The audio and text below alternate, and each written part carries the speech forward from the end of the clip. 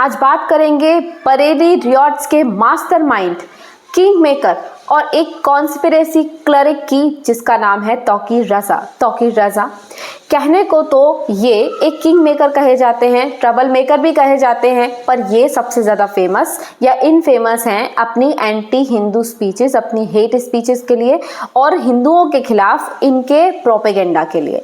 फिलहाल में जो आई लव मोहम्मद की कॉन्स्पिरेसी क्रिएट हुई, उसके सबसे बड़े रचयिता और पूरे रचयिता कह लीजिए वो तौकीर रजा ही थे। फिलहाल में तौकीर रजा बरेली रियॉट्स के वायलेंस और कॉन्स्पिरेसी क्रिएटर के तौर पर अरेस्टेड हैं, 10 डेज की जुडिशियल कस्टडी में है।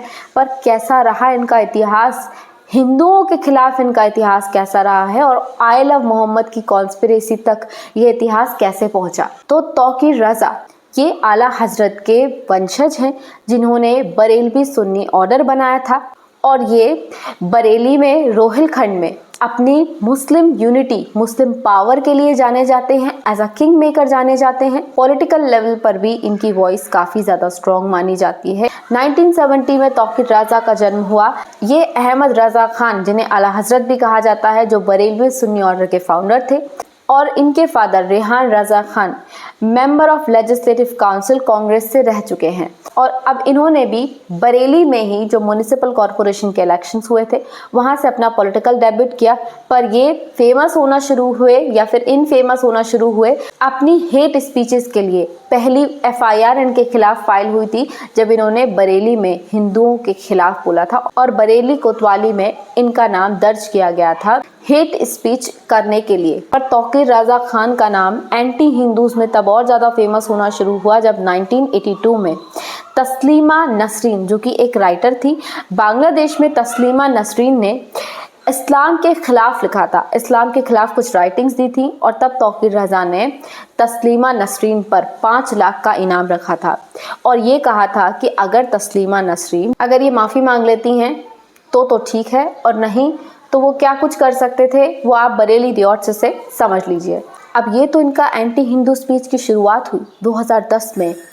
ऐसा ही जैसा आज बरेली में इतनी बड़ी कॉन्स्पिरेसी क्रिएट हुई और इतना बड़ा रियॉट क्रिएट हुआ, ऐसा ही 2010 में बरेली में तौकीर रजा ने एक रियॉट करवाया था, जिसमें कि कई सारे हिंदुओं पर अत्याचार किए गए थे और साथ ही हिंदुओं के कई सारे मंदिरों को तोड़ा गया था 2010 के बरेली रियॉट्स में। अब तौकीर रजा ने फिर वही कोशिश की और ऐसे कोशिश की कि 21 सितंबर को तौकीर रजा ने एक वीडियो पोस्ट किया था और लोगों से कहा था कि इस्लामिया ग्राउंड में आकर इकट्ठे हो जाओ।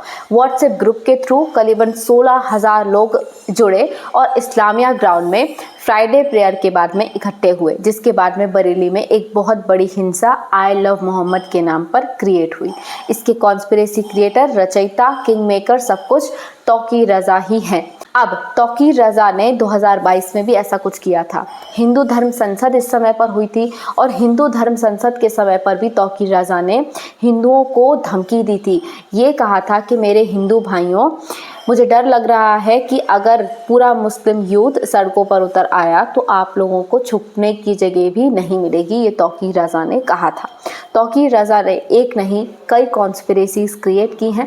अब तौकीर रजा हिंदुओं के खिलाफ अपने अत्याचारों के लिए, हिंदुओं के खिलाफ अपनी बयानबाजी के लिए जाना जाता है, तो वहीं पर वो एज अ किंग मेकर और पॉलिटिक्स में अपना इन्फ्लुएंस भी शो करता है। जैसे कि सपा, बसपा, कांग्रेस, इन पार्टीज़ को तौकीर रजा से मुस्लिमों के वोट को यूनिफाई करने में काफ़ी सपोर्ट मिलता है, क्योंकि तौकीर रजा ने इत्तेहाद-ए-मिलात एक काउंसिल बनाई थी ताकि वो मुस्लिम्स की वोट को बरेली में, रोहिलखंड में यूनाइट कर सके। और इसलिए तौकीर रजा ने मुस्लिमों के वोट और मुस्लिमों की पावर को बरेली में जमा कर रखा है। तो मुस्लिम्स के वोट पर तौकीर रजा का बहुत ज़्यादा दबदबा है और मुस्लिम्स के वोट पर दबदबा इनडायरेक्टली ये है कि हिंदुओं के खिलाफ हेट स्पीचेस देना, बरेली में आए दिन कॉन्स्पिरेसी क्रिएट करना, मॉब वायलेंस क्रिएट करना। पर इसका रिजल्ट तौकीर रजा के लिए भी अच्छा साबित नहीं हुआ, क्योंकि उनके खिलाफ बुलडोजर एक्शन भी हुआ, अरेस्टिंग भी हो गई और ऑफ कोर्स योगी आदित्यनाथ ने भी अपना स्टैंड इस पर क्लियर कर दिया है कि कोई भी मॉब वायलेंस क्रिएट करने वाला, चाहे वो किंग मेकर हो चाहे कोई भी हो, बख्शा नहीं जाएगा।